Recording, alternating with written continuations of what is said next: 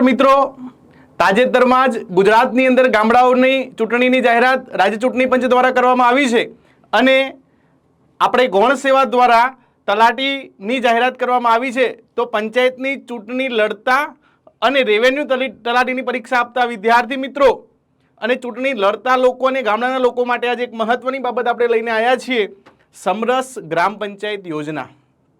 મિત્રો, સમરસ ગામડું એટલે શું? તો આપ સર્વે જાણો છો કે ચૂંટણી એ વાદ વિવાદો અને ઝઘડાઓનું મૂળ છે।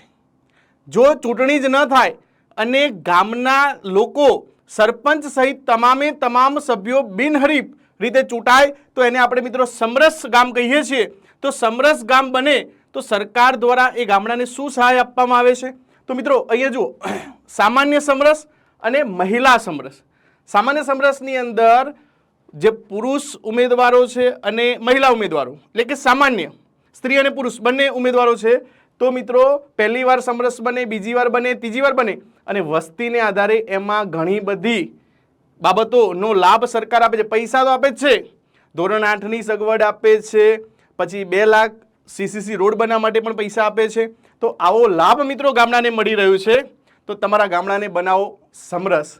થેન્ક યુ, જય હિન્દ, જય ભારત।